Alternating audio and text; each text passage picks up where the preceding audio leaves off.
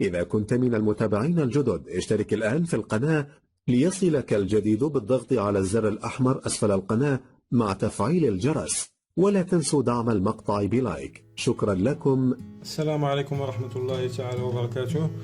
في هذا الدرس إن شاء الله سوف نحاول التعرف على تغيير أو طريقة تغيير كونكتور الكارت سيم وكونكتور الكارت ميموري. ولكن قبل أن نبدأ نقوم بوضع اللحام بهذا الشكل مثلا على هذه الأرجل، وأيضا في الجهة الأخرى أيضا على جميع الأرجل، ثم هكذا. وبعدها نقوم بالتسخين على جهة واحدة، ثم نقوم برفع هذه الجهة كما سوف تلاحظون إن شاء الله.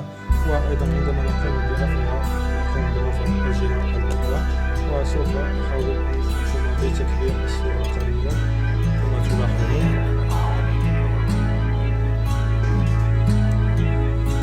الصورة واضحة، ثم نقوم بهذا الشكل تسخين الجهة، أن نقوم بالرفع، نقوم برفع الجهة الأخرى، ثم نقوم بالرفع. بعد أن نقوم برفع هذا الكونكتور نقوم بهذا الشكل أيضا، نقوم بهذا الشكل أيضا.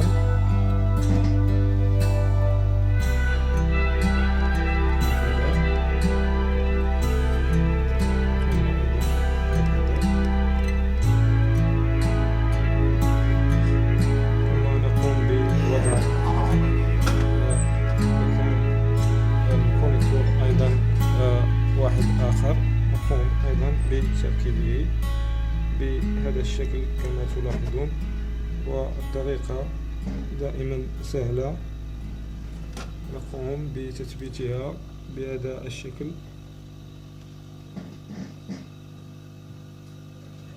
هكذا. نقوم بتثبيت أرجل واحد أو رجلين، بعدها نمر إلى الجهة الأخرى، ثم نقوم أيضا بالتثبيت كما تلاحظون. يمكن أن أقوم بالتغيير هكذا. إذن هذه هي الطريقة، لاحظوا معي، تابعوا هكذا. ثم نقوم بتثبيت الأرجل بهذا الشكل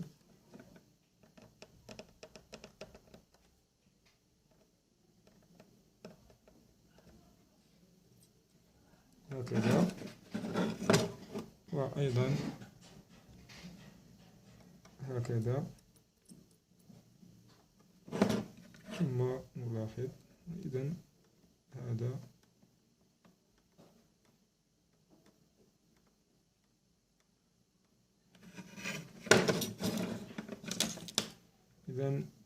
كما تلاحظون قمنا بتركيبه دون أي مشاكل. هذه هي الطريقة.